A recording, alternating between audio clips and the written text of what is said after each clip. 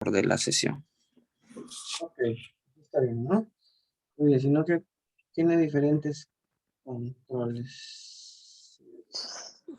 Por eso te dije eso. Sí, sí, ya me di cuenta.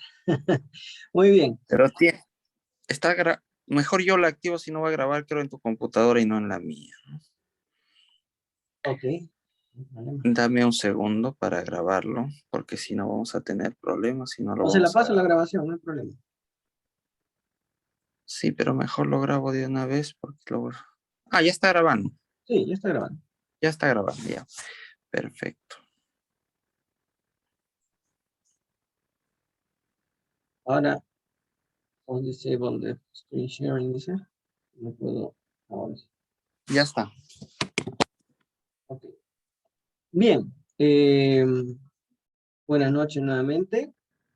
Vamos a ver hoy día algo un tanto complejo, difícil, a veces sofisticado. Nos saca a veces mucho dolor de cabeza, ¿no? Cuando yo vi el tema de variantes, pues, parecía un poco difícil. Imagínense.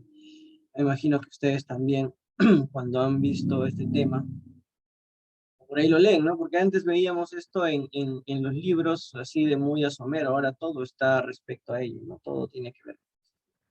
Entonces, bueno, vamos a ver. Las variantes, a ver, por allí veo a Jair. Jair, un ratito prende tu micro. Jair, cuéntame, ¿te acuerdas de ellos? Los X-Men, Doc. Ajá, ¿cómo más se les Claro. decía? ¿Cómo más se les decía? eh, no, los hombres X. O los mutantes, ¿no? Ya, sí. Sí, ¿Y Doc. a ellos? ¿Qué son? ¿Qué son? ¿Has visto la Las serie? variantes de Loki. Ah, son las Las variantes. variantes, Doc. ¿Qué crees que hay de diferencia entre uno y otro término? Que las variantes es de un mismo ser ¿Mm? y mutantes son, no sé, de diferentes. ¿Qué más? El tiempo en que se estrenaron estas películas fue también, uno fue más antiguo que otro, ¿no? Este Variantes es más reciente, ¿no? Más o Sí, menos Doc. va por allí, ¿no? La palabra mutación es un término que es muy conocido, muy usado, ¿no?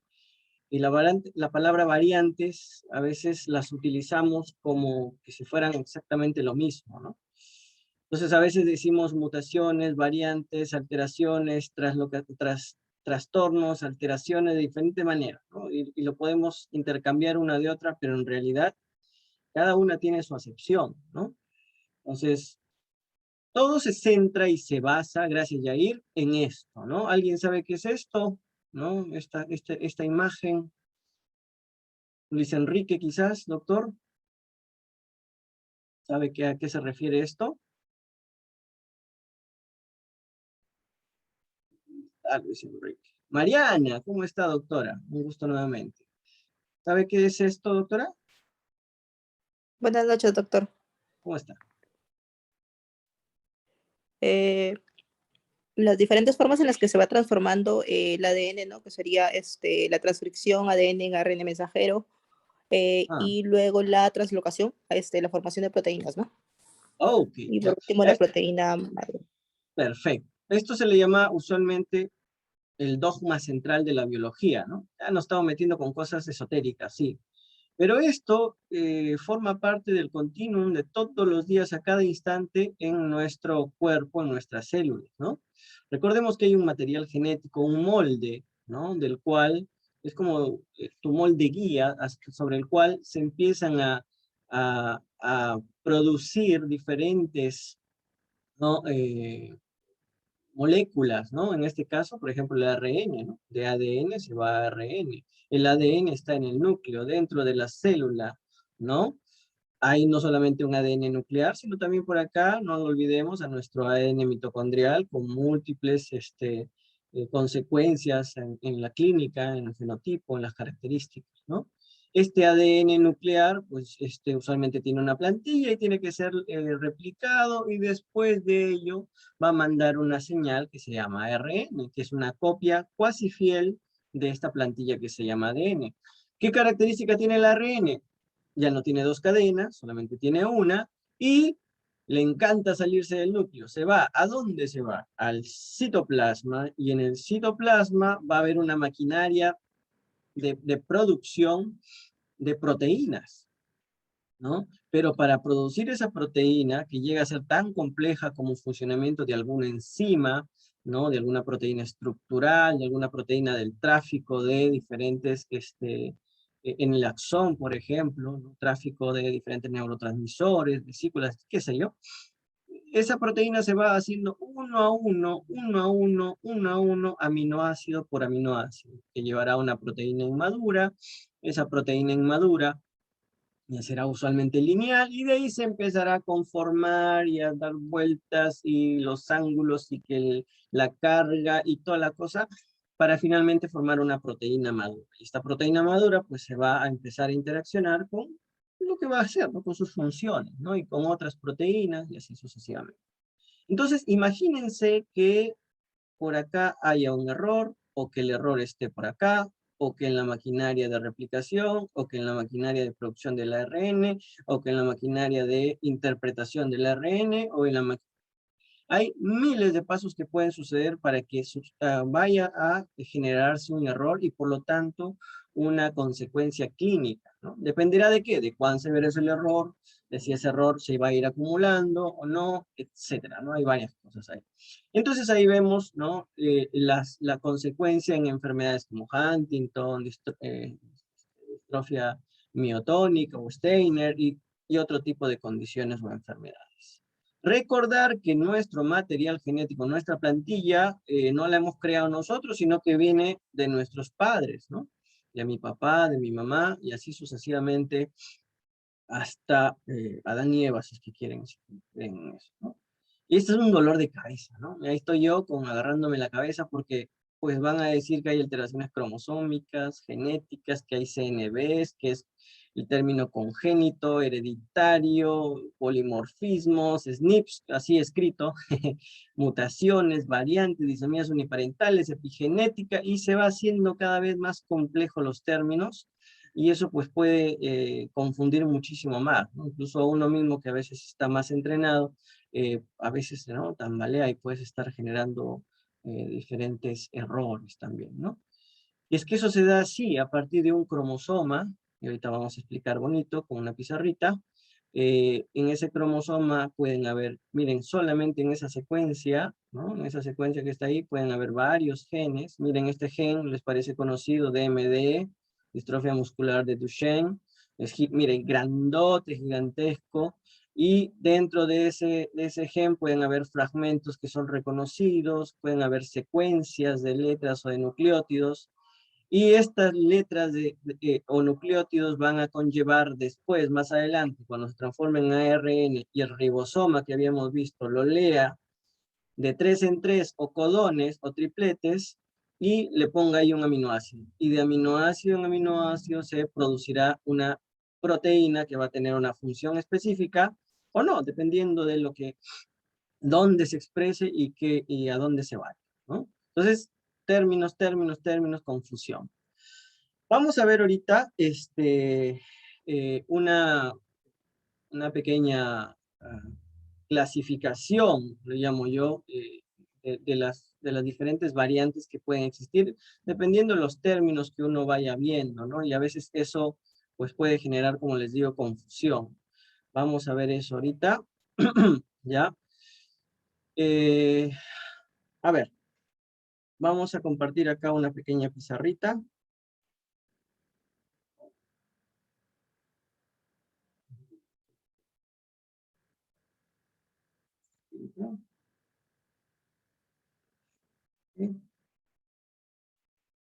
No, no me deja escribir doctor,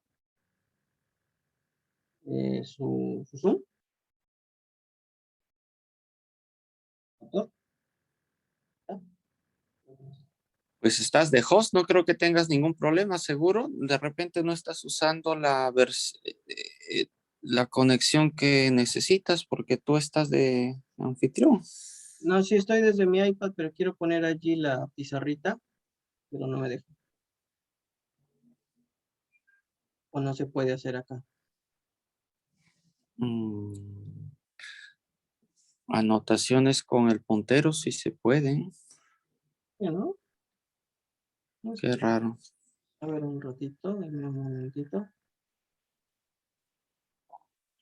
Echémosle la culpa a Cayetano.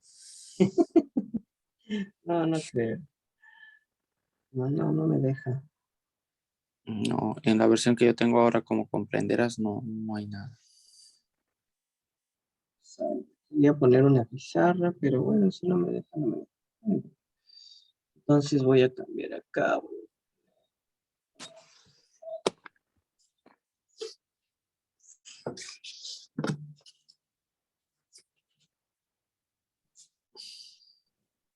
En una pantalla en blanco del PPT puedes también escribir, hacer tus anotaciones y compartir la pantalla igual, ¿no?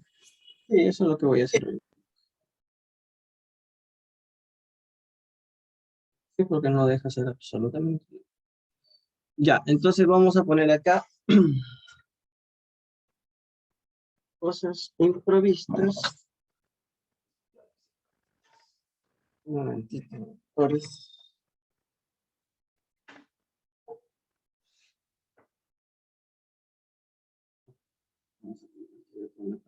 Blanco.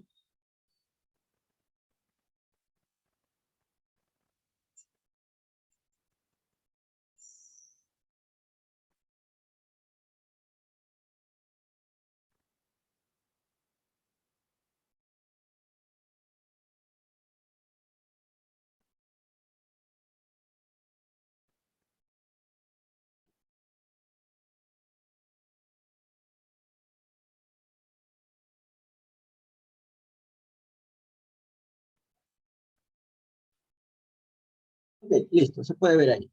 Bien, entonces lo que usualmente tenemos son diferentes maneras de poder llamar las cosas, ¿no? Entonces, a veces nosotros le llamamos a todo le llamamos mutación, ¿no? Llamamos mutación, ¿sí?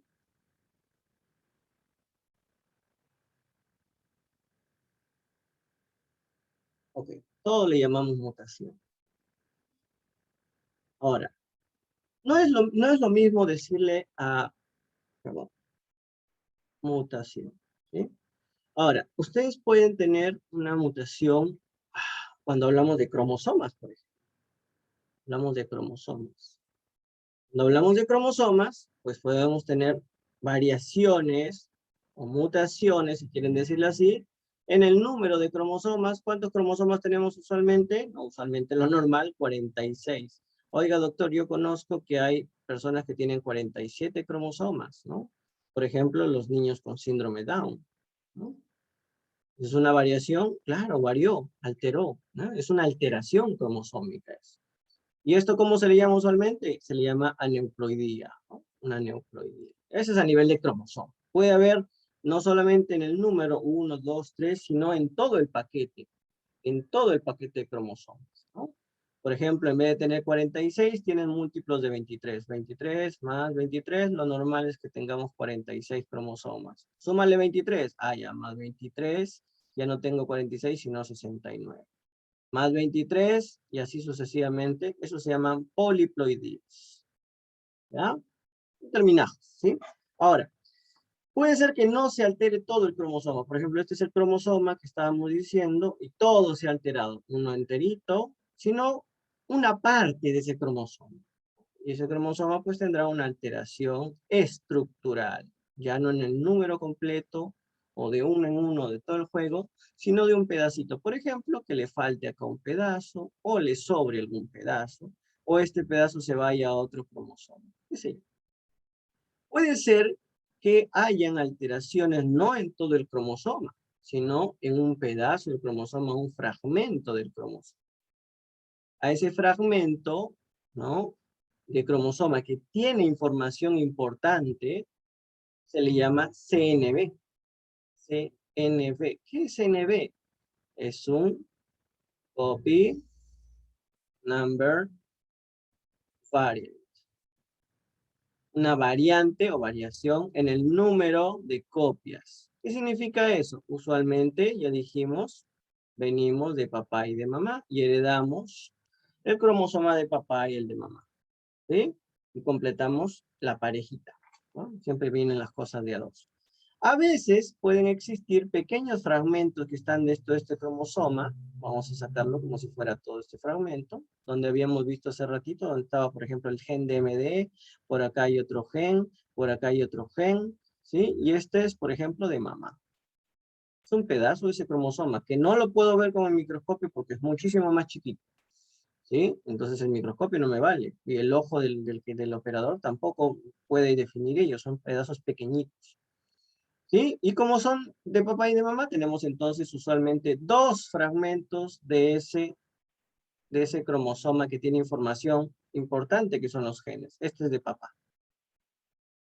Lo que usualmente va a suceder es que tenemos dos copias de cada uno de esos fragmentos. Dos copias de cada gen, dos copias de cada nucleótido, dos copias de todo. Dos copias. Viene de a dos todo, de papá y de mamá. ¿Qué es lo que a veces puede pasar? Que no tengamos dos, sino que tengamos tres copias de ese pedacito de fragmento. Es como si le pusiera acá tres, uno más. O ya no tengamos tres copias, sino tengamos 4, o 5, o 6. ¿Qué pasó? Se multiplicó ese número de copias. Es decir, aumentó, ¿no? Aumentó el número de copias. Y en esa copia, en ese pedazo de cromosoma, habían genes, y por lo tanto han aumentado la cantidad de genes o de información importante. También puede ser de que en vez de que aumente, disminuya. Y ya no Sí, pero de tengamos pronto con la dos. tarita ¿Ah? probó. ¿Cómo? También le cae ¿Ya? fuerte. ¿Disculpa? Creo que Por favor, silencien sus micros todos. Por favor, gracias. Entonces, en vez de haber dos de lo normal, aquí hubo tres. Hoy se elevó. Pero en vez de haber dos, también puede disminuir. Ya no haber tres, sino haber 1 o 0. ¿Qué pasó acá? Acá se multiplicó, se duplicó y acá disminuyó. Hubo una delesión. Disminuyó. ¿Qué es eso? Un CNV. ¿Qué es un CNV? Es un fragmento de cromosoma. ¿Y qué tiene? ¿Qué importancia tiene? Hay información importante sobre genes que pueden estar ahí dependiendo del tamaño. ¿Cuántos hay usualmente? Dos. ¿De quién? De papá y de mamá. Tenemos dos. ¿Qué puede pasar? Puede ser que aumente o puede ser que disminuya. Y según eso, nosotros podemos tener alteraciones en estos fragmentos o estos CNVs. Y eso puede correlacionarse con enfermedades. Eso puede suceder. No es a nivel de un cromosoma entero o un pedazo grande, sino más pequeñito, ¿no? Y hay otra gran tipo de alteración o llamada antes mutación, que son ya no son CNV, sino son cosas puntuales. No son fragmentos, sino son puntos. O también llamados SNVs. ¿Qué son las SNVs? Single nucleotide, de nucleótido variant. ¿Qué es eso? Ya no es un pedazo, ya no es todo un cromosoma, no es un fragmento, sino una letra. ¿Cuál es la letra? O sea, pues, ¿cuántas letras tiene el ADN? El código del ADN, pues tiene la adenina, la timina, la citosina y la guanina. Imagínense que acá ponga C, C, C, acá una T, acá una G, y ahí tengo una secuencia de nucleótidos. Ya tengo una secuencia de nucleótidos, ¿sí? ¿Qué es lo que usualmente va a pasar? Lo que usualmente va a pasar es que la copia tiene que ser complementaria para que después de este ADN, de esta secuencia de ADN, venga el ARN y después se produzca una correcta proteína con la secuencia de aminoácidos. ¿Sí? ¿Qué puede pasar acá? Oiga, doctor, ya no está esta C, que debería estar ahí, que es mi patrón, mi molde, mi patrón. ¿Qué cambió? Ahora ya no es una C, sino ya no hay nada, se fue. Se borró. Le pulsamos delete o delete en la computadora. ¿Qué pasó? Hubo una delesión. Una delesión. Se quedó vacío. Pero como no puede quedar vacío, este se corre para acá. Y el que estaba acá, se corre para acá. El que estaba acá. ¿Qué tipo o mecanismo generó esta variación? donde debería haber una C acá y ya no está, se fue, se eliminó, se deletó. ¿Ah? El mecanismo es la deleción. Puede ser que yo en vez de tener esa secuencia A, T, C, ¿no? Ahora esto de acá se duplique, se repita. Ahora ya no hay una C, sino dos Cs. Y de ahí viene una G, guanina, citosina, citosina, citosina, timina, guanina, citosina.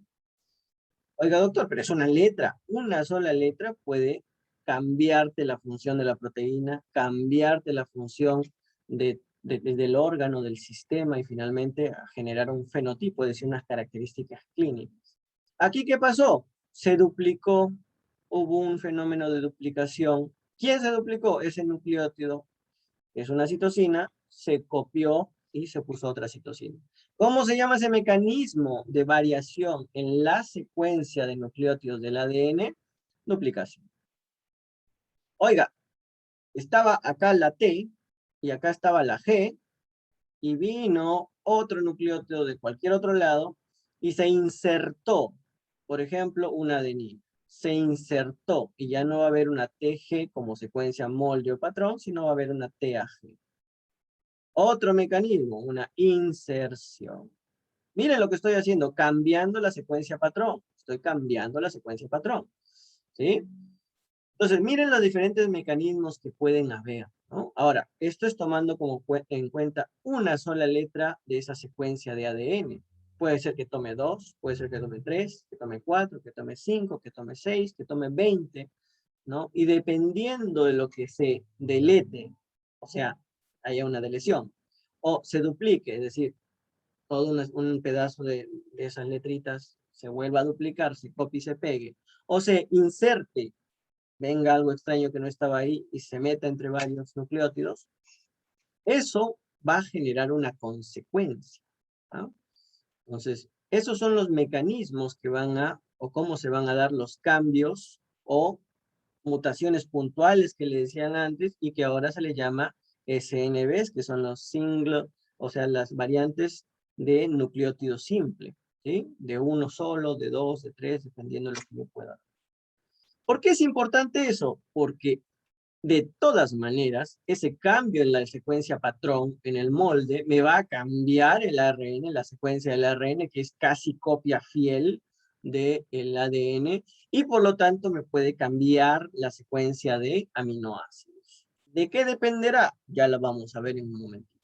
Entonces, esos son, digamos, de manera general, los tipos de alteraciones que puedan haber en el ADN. Puede haber una alteración macro, gigantesca, como de todo un cromosoma o un pedazo grande del cromosoma, y se le llamará una alteración cromosómica. Si es del número, numérica.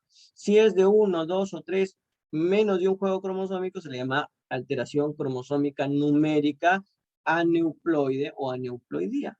Si es de todo un paquete, se le llamará alteración cromosómica numérica poliploide o poliploidía.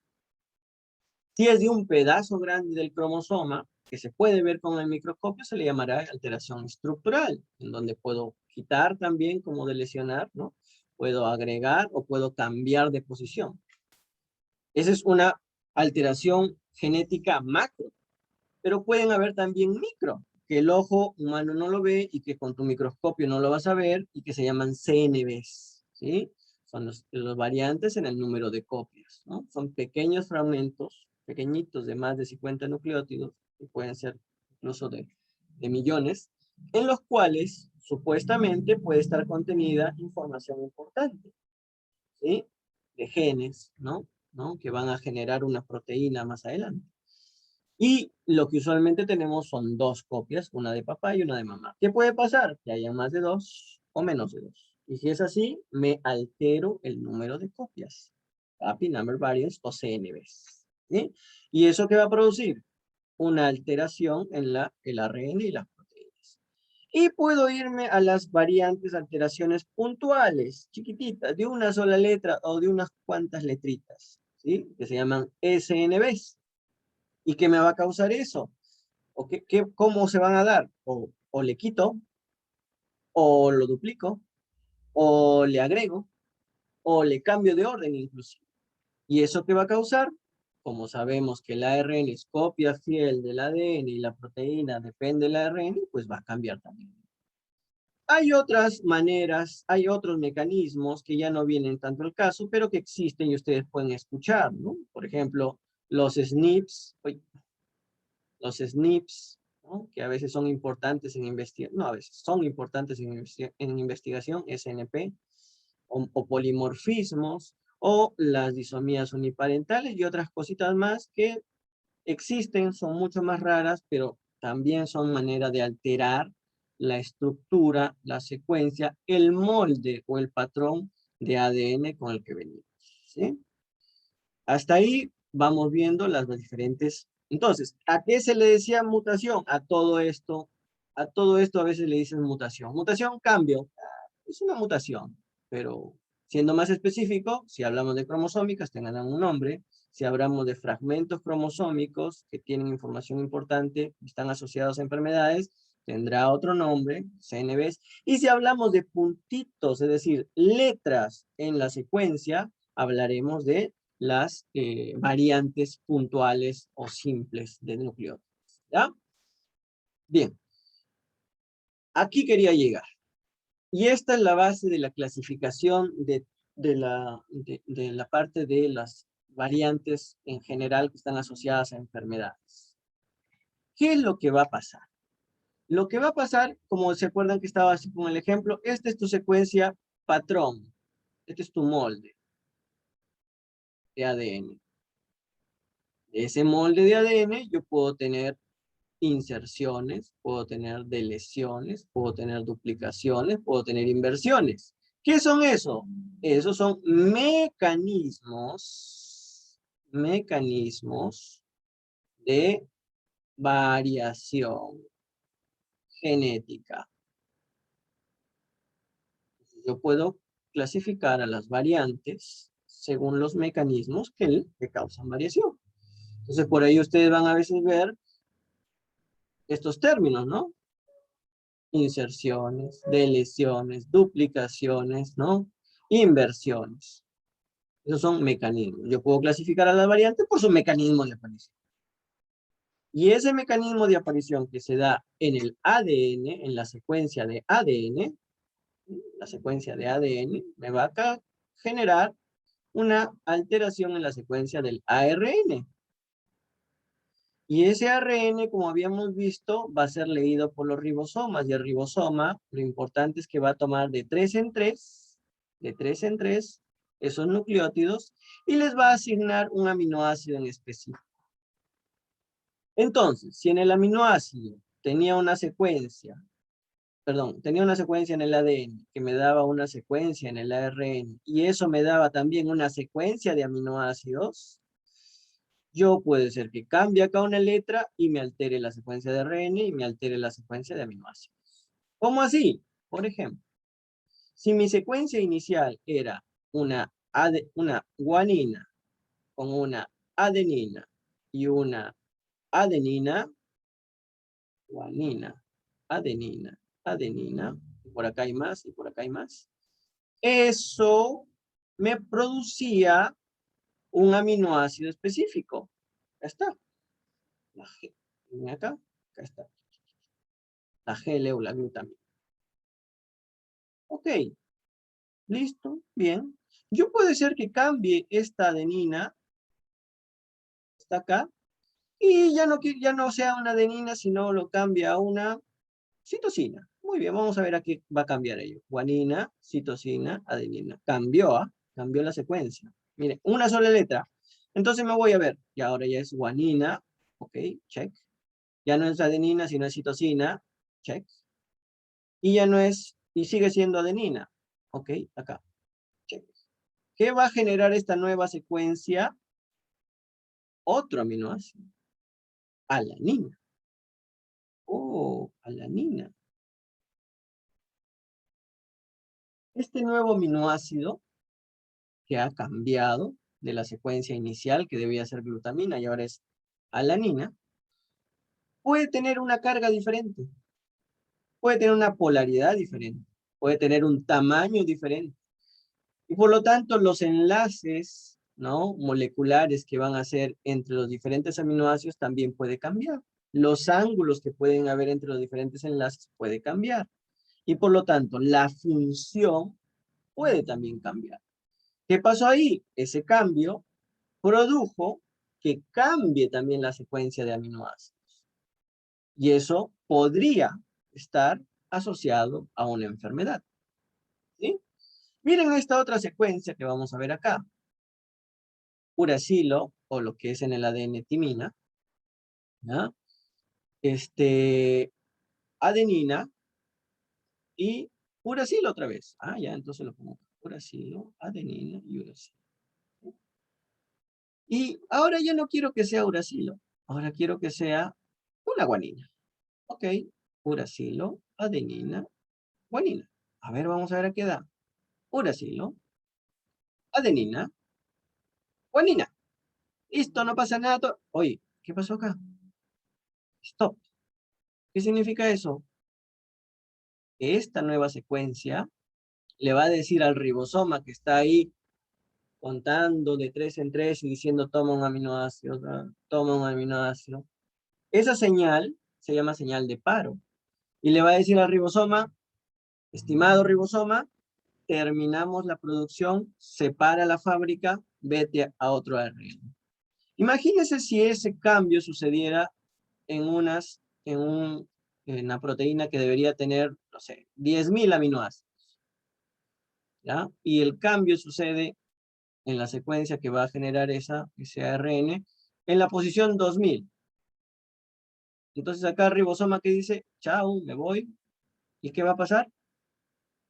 Todo este tamaño, todos estos aminoácidos ya no se van a producir. Y la proteína se va a truncar.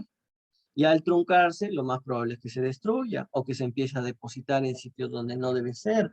Y la función que venía de esa proteína, que puede ser una enzima, una proteína estructural, qué sé yo, ya no se va a cumplir. Y el resto de proteínas que dependían de esta o interactuaban, ya no lo van a hacer o lo van a hacer de una manera mal. ¿Qué pasó ahí? Un cambio, una variante puntual que produjo una señal de paro. ¿Qué estamos viendo acá? La clasificación de las variantes, ya no según el mecanismo que lo genera, sino por la implicancia o lo que va a producir en la secuencia de aminoácidos. ¿Sí? Entonces, puede ser que yo cambie una letra y me dé el mismo aminoácido. Y esa variante será una mutación o variante, en este caso, variante silente, silenciosa. ¿Por qué silenciosa? Porque no pasa nada. O sea, cambió una letra, pero el aminoácido que te dio es el mismo. Por ejemplo, vamos a ver acá, uracilo, citosina, adenina, yo ya no cambio, perdón, guanina, ya no cambio guanina, sino pongo citosina. Uracilo, citosina, citosina, me da la misma serina, el mismo aminoácido serina. No pasó nada. ¿Hubo una variante? Sí. ¿Cambió la secuencia? Sí. ¿Cambió el aminoácido del producto? No. ¿Qué consecuencia tuvo? Ninguna. Es una variante silente. ¿Sí? Silente o silenciosa. No pasó nada. Lo que hay que tener cuidado, y eso nos va a permitir para hacer la otra clasificación de las variantes que tenemos, es cuando ese aminoácido cambia. Por ejemplo, acá estaba destinado a ser asparagina con esta secuencia patrón. Perdón, con esta secuencia patrón estaba destinado a ser tirosina. Cambió el aminoácido, perdón, la letrita y me da otro aminoácido diferente. Ya no es tirosina, sino es asparagina. ¿Cambió? Sí. ¿Y de qué depende? De su carga, su tamaño, si tiene azufre, si tiene otro compuesto diferente, si el giro que da en los ángulos, la energía.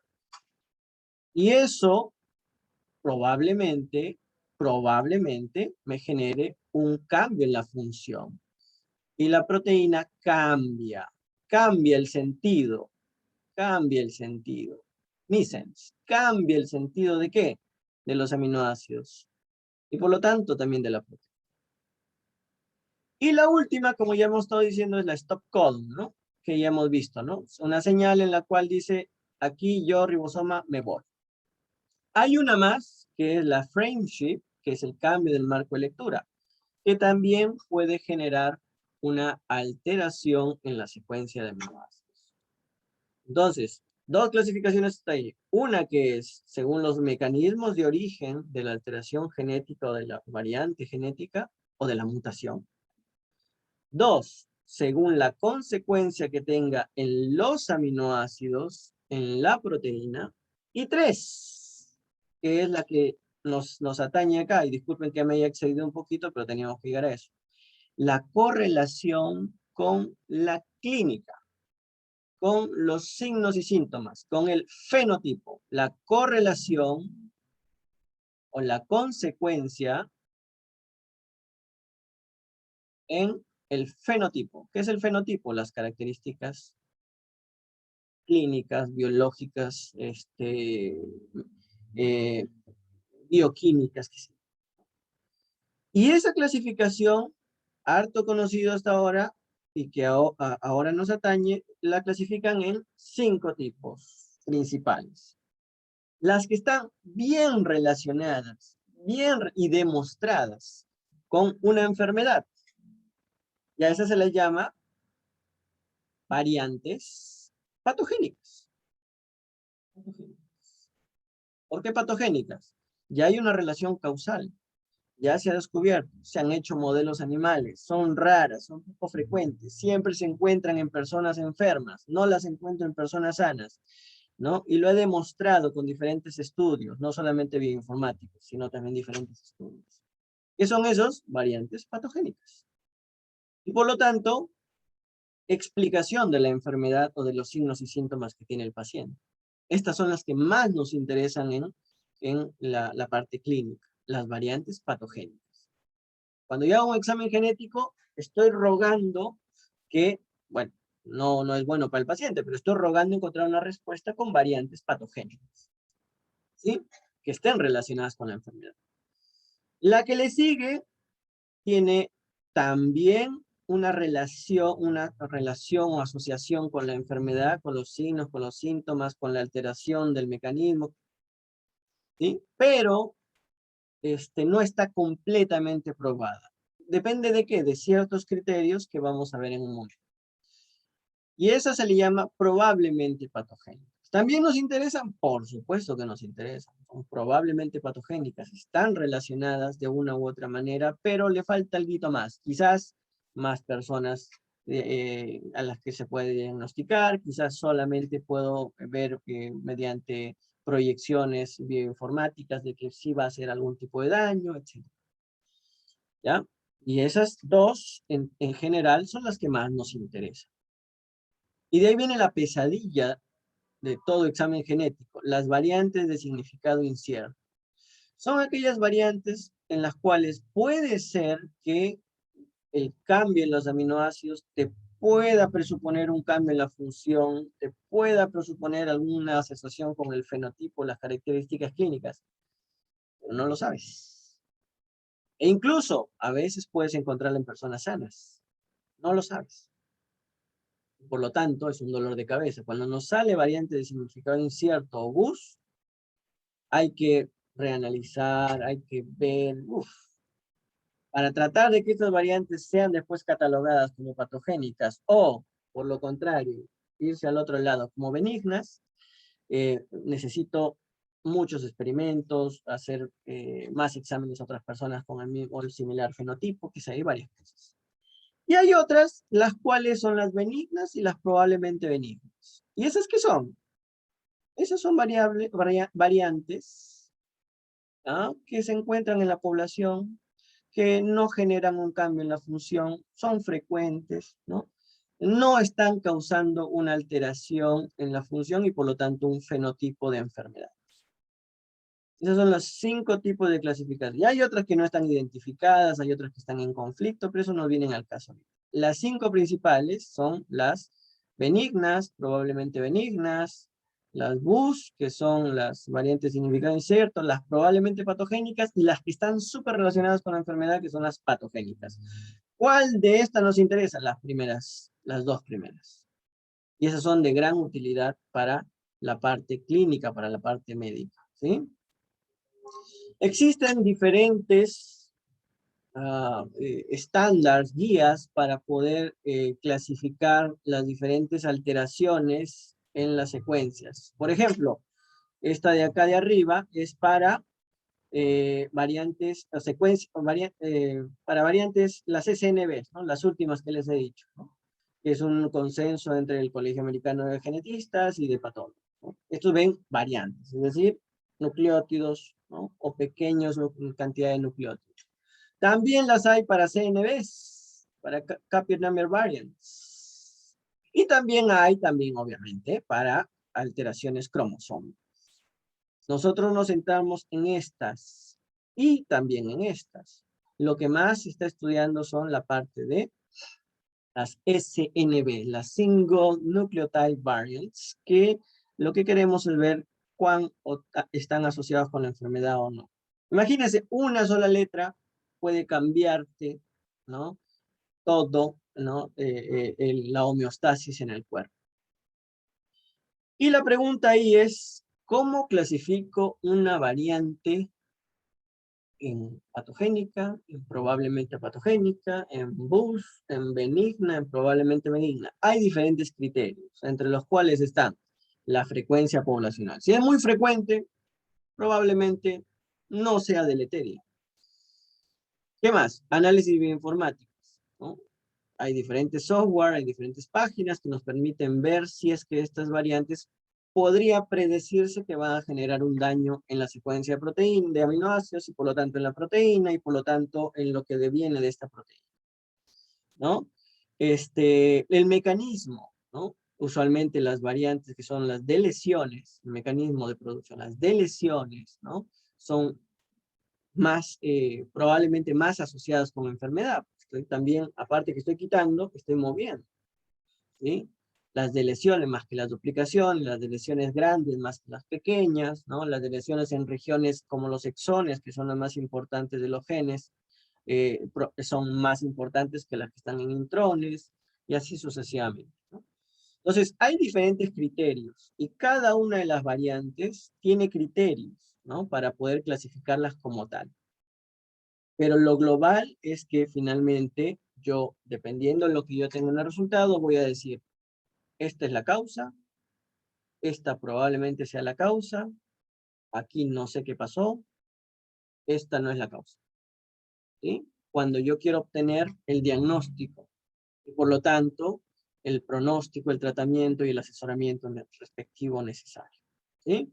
Esos criterios existen, les puedo pasar los estándares para que ustedes lo vean, no vienen directamente como para poder explicarlos todos en completo, porque son cosas un poco más técnicas, pero lo que dan es justamente cómo están asociadas a la enfermedad. Entonces ya vimos las 3 maneras al menos que hay para clasificar a las variantes. O las clasifico según el mecanismo de aparición, o los clasifico según lo que pueda generar en la secuencia de aminoácidos, o lo clasifico según su correlación o fuerza o probabilidad de explicar la clínica del paciente. Entonces, no confundir. Y yo puedo cruzar las 3 clasificaciones. Incluso hay otras clasificaciones que, por ejemplo, te dicen si esto es exónico, es intrónico, si es que es una secuencia genómica, si es una secuencia codificante, si es una secuencia de aminoácidos, que eso ya tiene que ver más con la nomenclatura. Pero las 3 principales y la más importante que le interesa al clínico es la última, ¿no? Si es patogénica, si es probablemente patogénica, si es un BUS o si no está relacionada con nada de ello. Ok, eso fue todo. No sé si hay alguna pregunta, no sé si hay alguna acotación, doctor Cornejo. ¿Se entendió? ¿No se entendió? ¿Se marearon? Muchas gracias, Jorge. De verdad que ha estado bastante interactivo, bastante claro y de verdad agradecemos la capacidad docente que tiene Jorge. Eso sí es muy valioso, ¿no? Sobre todo para explicar cosas complejas. Así es que quizá un par de comentarios nomás, chicos, antes de escuchar sus preguntas, que imagino que tienen. que recordemos lo que Jorge nos ha explicado, ¿no? Hay varios niveles en los cuales podemos clasificar a las variantes. Yo particularmente, y eso siempre se los he comentado, prefiero evitar el término de mutación, que además hace referencia a la frecuencia que tienen estas variantes dentro a nivel de las poblaciones, más que a su nivel de efecto deleterio sobre la salud.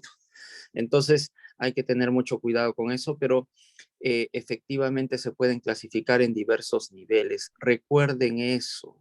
Si han comprendido a Jorge, entonces uno fácilmente puede concluir que no todo cambio va a generar una enfermedad. Hay algunos cambios que terminan sin generar nada. Hay algunos cambios que efectivamente pueden generar cambios mínimos, hay otros que pueden generar grandes cambios, hay otros que probablemente sean hasta incompatibles con la vida y ni siquiera los tengamos que ver, porque simplemente son igual a incompatibilidad efectivamente. Entonces, hay de todo, pero evidentemente, y por supuesto que también hay cambios positivos, ¿no es cierto? No todos los cambios tienen que ser asociados a enfermedades, o también es importante recordar. La clasificación clínica, la que tiene que ver con el efecto directamente ya clínico en una enfermedad sobre el fenotipo, como Jorge lo dijo, esta clasificación ha sido un consenso que se generó en el año 2015, no es mucho tiempo de que tenemos este ordenamiento, por la Academia Americana de Genética Médica y Genómica y de patólogos, ¿no? Ahí sí se ponen de acuerdo, no se pelean, entonces trabajan juntos y generan consensos, ¿no? Ese documento es realmente un documento que se los vamos a compartir, se los voy a compartir a José para que lo comparta con todos, porque vale la pena revisar en detalle ese documento. Cada una de estas 5 categorías está basada en una serie de parámetros. Jorge los ha comentado muy brevemente, pero vale la pena para algunos que tengan un mayor interés entender cada uno. Y para efectos prácticos, los que sí se asocian a enfermedad, con los cuales yo veo el resultado y puedo decirle literalmente al paciente que hemos diagnosticado la causa de su enfermedad, es cuando yo encuentro variantes patogénicas y variantes probablemente patogénicas. Entonces, recordemos eso, por favor, porque es muy importante. Como dijo Jorge también, cuando uno recibe un reporte con variantes de significado incierto, ahí hay que tener muchísimo cuidado, porque simplemente eso significa que al momento actual no podemos dar o inclinar la balanza, vamos a decir, ni a uno ni a otro lado. Es posible que con el tiempo estas variantes finalmente solamente sean variantes que no generan ningún problema, en cuyo caso podrían ser y terminar como benignas o probablemente benignas, o también ha ocurrido de que con el tiempo estas variantes terminan inclinándose al otro lado y terminan siendo probablemente patogénicas y hasta patogénicas. Entonces hay que tener mucho, mucho cuidado. Y el gran problema que tenemos, y eso lo vamos a ver en las clases posteriores, que cuando recibimos reportes, y eso lo van a ver ustedes, sus pacientes les van a llevar los reportes genéticos, el reporte no solamente viene con un solo resultado, me temo, chicos, y eso tienen que recordar. En el reporte vienen secciones, ¿no? La primera sección son las variantes de mayor interés, generalmente ahí te ponen a las patogénicas y probablemente patogénicas si las encontraron, y luego te ponen a las demás que en opinión del que o de la empresa o del laboratorio que ha hecho el reporte podrían en algún momento tener alguna importancia. Y esta cantidad pueden ser 1, 2, 3, 5, 10, 15, 20. Comprenderán que tener un resultado genético sin una interpretación por alguien que tenga este entrenamiento es muy complicado. Para los pacientes es ruso. Si para los médicos termina siendo complicado, imagínense para un paciente. Entonces hay que tener muchísimo, muchísimo, muchísimo cuidado. Chicos, ¿alguna pregunta? Nos quedan unos minutos. ¿Algo que queramos que aclarar? Aprovechando que está Jorge todavía con nosotros. Ahí está el acceso público, igual como dice el doctor, les va a pasar, pero ahí está desarrollado, por ejemplo, por acá, cuáles son los criterios, ¿no? Por códigos, ¿no? ¿Y qué significa cada criterio? Y finalmente, después de eso, te dicen cuáles son, cómo se clasifica que son patogénicas, probablemente patogénicas, benignas. Es un artículo muy denso, ¿no? Pero importante, y eso es lo que nos permite después decir, soportar y obviamente generar la evidencia de por qué es patogénica, por qué no es patogénica o por qué es benigna y todas esas cuestiones que hemos estado diciendo, lo que se va a correlacionar con la clínica, con lo que nos interesa a nosotros como clínicos. Lo otro que dice el doctor es, siempre que tengan un reporte, verifíquenlo o mándenlo verificar. Ya he tenido varios casitos en los cuales venía una variante que aparentemente no era nada y resultaba que sí era. Y había en otros casos, y eso te hace dudar, ¿no? Y hay otros casos en los que te dice que sí es y no es, sobre todo con ciertos laboratorios. Entonces, como dice, a veces el paciente no viene para que lo evalúes y lo veas y después le digas o pienses en pedirle. Él viene a veces con ya el examen pedido porque ha pasado por 1, 2, 3, 4, o buscó en internet y dijo, ya bueno, lo voy a hacer, ¿no? Y como ahora se están masificando mucho más y están en teoría un poco más baratos, pues están más accesibles al resto de personas. No sé si hay preguntas de los colegas para poder charlar un ratito, si tienen dudas, les pareció un poco difícil, muy difícil, repito todo. ¿Preguntas, chicos? ¿Están? Chicos, ¿están? Creo que no.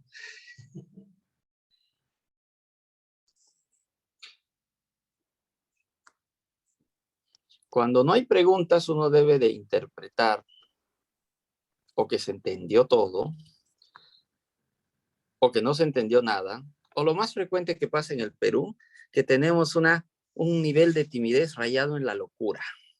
Entonces, como yo espero que mis colegas residentes no lo sean, espero preguntas, porque si no hay preguntas no voy a cerrar la sesión. A ver, aquí conozco a alguien. Kiara, ¿qué piensas? ¿Qué opinas? ¿Te pareció muy difícil, muy fácil? Ahorita se desconecta. Buenas noches, doctor. Hola, Kiara, ¿cómo estás? Me pareció muy bonita su exposición, doctor, muy didáctica, gracias. En realidad sí tuve una duda con respecto a en las patrones que dijo que eran puntuales. No recuerdo el nombre en específico, pero era el SNB. US. Ajá. SNB. Quería saber si es que cuando se dan estas variantes, el de significado incierto. Ah, ya, ok. Ajá.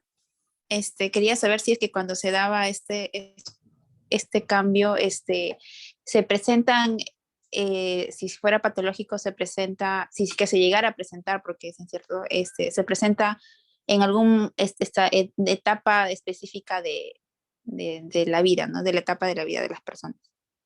En teoría, el ADN es como nuestra huella digital, ¿no? En teoría no cambia, ¿no? Y no cambia, ¿no? Y obviamente si tú te haces un examen de genético, lo haces a los 2 años porque notaste algo en la clínica y vas a querer repetirle de acá a 10 años, va a salir el mismo genoma, la misma secuencia. Lo que puede cambiar es la interpretación. Por ejemplo, la versión que tenemos actualmente del genoma humano no es la misma que se hizo hace 10, 15 años, ¿no? O en la primera secuencia. Por ejemplo, estamos en la versión 19 del genoma humano. Entonces, ¿qué cambia? Por allí que tengo más muestras o muestreo más a poblaciones de tal o cual continente, de tal o cual tipo, y con eso saco un patrón. ¿Qué es el patrón? Es el promedio, contra lo cual yo voy a comparar la secuencia que yo saque en tal o cual persona.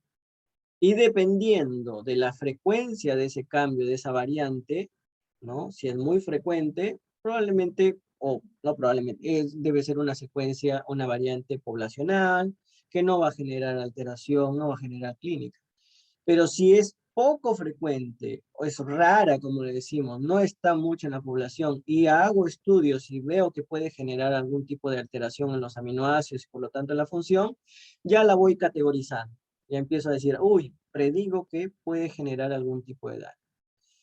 Ese ejercicio de analizar, comparar con tu patrón, comparar con lo que puede pasar, ver los posibles efectos y analizar si ha sido descrito incluso en otras partes del mundo, porque puede ser que existan 1000 casos, pero solo uno se logra hacer un examen de secuenciación y por lo tanto determinar esta variante. Y como no tengo con quién compararlo, yo puedo hacer que esta variante de inicio o momentáneamente quede como una variante de significado incierto. Lo reanalizo bioinformáticamente, busco en las bases de datos y veo, uy, hubieron en este tiempo 10 pacientes más que han sido diagnosticados en el mundo y que tienen la misma variante y que tienen el fenotipo, tienen las características similares a las que tiene mi paciente. ¿Qué va a pasar con esa variante? Se va a reclasificar y va a cambiar. No necesitaré hacer otra vez un estudio de secuenciación. No.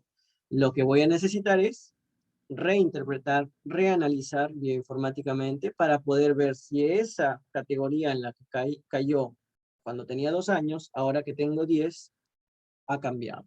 Ahora, obviamente no se espera tanto tiempo que hará, quizás en 2, 3 años, porque la tecnología avanza muchísimo, pero no se vuelve a repetir el ADN o el estudio de secuenciación porque va a salir lo mismo, ¿no? Salvo que, pues, tengas alguna otra patología, ¿no? Entonces, cáncer, donde pueden haber fenómenos, ¿no?, de alteraciones genéticas que se pueden mezclar y generar confusión, ¿no? Pero en teoría, es como tu DNI, no va a cambiar, no va a cambiar, va a ser el mismo, es como tu huella digital, ¿ya? Lo que sí va a cambiar es la interpretación de esas variantes. Y eso a cada instante cambia y cada rato se hacen nuevos consensos, cada día se descubren 1000 variantes nuevas, de las cuales un porcentaje solamente está relacionado con la enfermedad, estoy diciendo un número al azar, ¿no? Y otras se quedan como bus, como bus, como bus, como bus, y ahí se quedan. No sé, doctor, ¿qué usted opina? Sí, coincido con Jorge. Es importante que recordemos que habitualmente los cambios que existen en nuestro ADN, pues vienen con nosotros, ¿no? No importa en qué etapa de la vida van a analizarnos, probablemente el cambio va a seguir siendo el mismo. Hay factores como el que dijo Jorge que pueden sí generar interpretaciones distintas. El cambio o el patrón que se utiliza de referencia es uno de ellos. Hay otros también. Hay fenómenos que también pueden generar distintos resultados, el mosaicismo, etcétera. Pero hay muchas, en general quisiéramos que se queden con el mensaje de que nuestro ADN pues es bastante Invariable. estable a lo largo de la vida, y ese es el mensaje que nosotros quisiéramos que tengan. Y eso es muy curioso porque si bien es cierto, es estable, entonces uno diría, ¿por qué yo tengo enfermedades que aparecen recién en la adultez, que en neurología nos pasa, por ejemplo, cuando en realidad el cambio ya vino desde el nacimiento, ¿no? Entonces, ahí hay una serie de explicaciones que ya tienen que ver con el mecanismo de neurodegeneración, con en qué momento se activan los genes, con un nivel en el cual pues se pierde ya la homeostasis que puede generar el mismo organismo y demás, ¿no? Entonces, hay una serie de factores adicionales a esos. Yo quisiera solamente explicar algunos detalles. Nosotros nos preocupamos, y justamente Jorge y yo ahora les estamos comentando el tema de el cuidado que hay que tener con esta interpretación o cuando vean este tipo de variantes, pero el escenario en el cual habitualmente ocurre eso no es en el caso de enfermedades genéticas propiamente dichas o monogénicas habitualmente. Tengan cuidado, ¿no? Los clínicos, por experiencia, siempre pensamos cuando nos dicen enfermedad genética, pues estamos pensando en el Huntington, en el Steiner, en el Duchenne, en enfermedades en las cuales ya nosotros y ya se conoce cuál es la causa genética, cuáles son las variantes que generan esta enfermedad, ¿no? En algunas de ellas hasta es una sola y ninguna otra. En algunas pueden ser distintos tipos de variantes en un mismo gen, eso es variable, pero ya son conocidas. El problema viene más con dos escenarios, con enfermedades que tienen síndromes complejos, es decir, tanto en niños como en adultos, enfermedades donde vemos pues que hay una combinación de síntomas que incluyen problemas cognitivos, ataxia, debilidad muscular, que tienen psicosis y que tienen otra epilepsia y demás, y todo complejo. Entonces a eso le llamamos un síndrome complejo, ya sea del niño o del adulto. Entonces en esos casos habitualmente desde el punto de vista genético lo que corresponde hacer es un estudio masivo, es decir, un estudio de todo el genoma o de todas las regiones codificantes que se llama exoma, y es por eso que el resultado de todo ello viene pues con una cantidad enorme de variantes, ¿no? Eso es lo que ustedes tienen que tener en cuenta. El otro escenario en el que ocurre eso es en las enfermedades complejas que son frecuentes. En neurología estamos hablando, por ejemplo, del Parkinson o del Alzheimer, que son enfermedades que hasta la fecha no tienen una recomendación de hacerse a todos una prueba genética. Esa no es la idea en el momento todavía, quién sabe más adelante lo sea, pero en ambos casos hay formas tempranas que sí dan formas familiares, y hay una serie de variantes que cada vez que con el avance de la investigación vamos conociendo que pueden contribuir a la etiología o, digamos, a explicar la patogénesis de cada una de estas enfermedades. Entonces, es importante tener en cuenta eso. En cáncer, por ejemplo, o en otras enfermedades también es importante reconocer algunas variantes que puedan modificar el metabolismo de los fármacos, por ejemplo, ¿no? Y eso también es importante porque comprenderán, eso ya va al terreno de la medicina de precisión o de la farmacogenómica específicamente, porque precisamente con eso uno como clínico puede tomar mejores decisiones. En nuestro caso es bien fácil de aplicar, por ejemplo, en epilepsia con el uso de anticonvulsivantes, ¿no? Y a todos los que hacemos neurología sabemos que algunos de nuestros pacientes hacen mucho efecto adverso, por ejemplo, con carbamazepina, y otros no. ¿Por qué ocurre eso? Les cuento que hay variantes que nos dan mayor o menor riesgo a que esto ocurra. Entonces, si pudiéramos, y en el mundo ideal, pudiéramos hacerle a todos los pacientes que tienen epilepsia y reciben carbamazepina un estudio genético para evaluar estas variantes, quizá podríamos ser mucho más precisos en decir a este le voy a dar dosis altas o a este le voy a dar de repente otro medicamento. Entonces son una serie de aplicaciones que ya vienen y ojalá que podamos tener tiempo de conversar. ¿Alguna pregunta final, chicos? Bueno, hoy día están mudos hoy día. Bueno, estarán cansados. En fin. Doctor, disculpe, yo tenía una duda. Respecto a lo que dijo de la variante de significado incierto, o sea, bueno, no sabemos cómo va a ser su comportamiento, pero se hace un control posterior, o sea, hay forma de ver si estas se modifican o no. Lo que se modifica es la interpretación que se tiene en el momento sobre esa variante. Es como si yo hoy día te veo y te digo, hoy estás peinada. Te veo en la próxima semana y te digo, ahora tienes rulos. De aquí en un mes te digo, uy, te has pintado el pelo. Entonces, mi interpretación, estoy viendo la misma persona, pero mi interpretación cambia. Y en las variantes de significado incierto esperamos eso, que o sean recategorizadas en algún momento como benignas o como patogénicas. ¿De qué depende? De varias cosas, ¿no? De que las encuentren en más personas, del fenotipo que tengan, o a veces esas variantes, cuando son muy frecuentes y quieren determinar, o son poco frecuentes y quieren determinar, hacen experimentos, ¿no? Por ejemplo, hacen ratones knockout o knockdown, que es decir, le quitan o le provocan esa alteración con edición genética y ver qué es lo que pasa. Si no pasó nada en el ratón, probablemente ya el peso vaya más a que es benigna.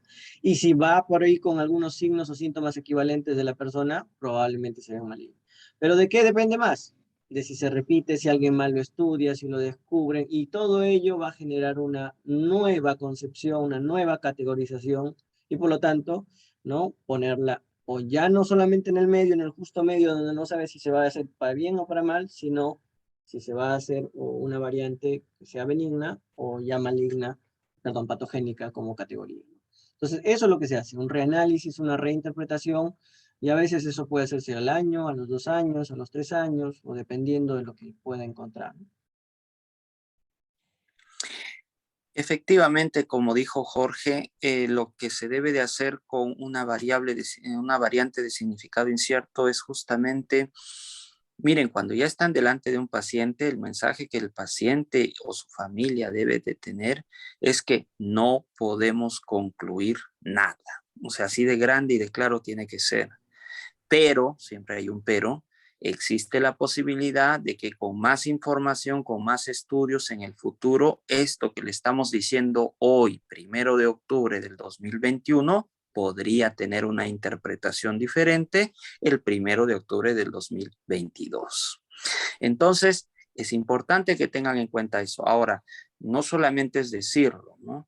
Habitualmente los laboratorios dan este servicio de reanálisis, de nuevas interpretaciones, y si es que uno como clínico, y eso habitualmente ya lo manejan pues los que tienen expertise en esto, deberíamos, y nosotros, por ejemplo, tenemos posibilidad en algunos casos de hacerlo, Jorge también, de hecho, tiene experiencia en eso, se habla con el laboratorio y se le pregunta si es que hay esta posibilidad de reanálisis o de hacer un nuevo análisis de esta variante a la luz de nueva información, de repente al año, como dice Jorge, ¿no? Si es que esto cambia la interpretación, pues habrá que nuevamente conversar con la familia y así, ¿no? ¿Se dan cuenta? Es muy importante dar ese mensaje y la verdad es que por esa razón, dar un resultado genético de los que ahora tenemos,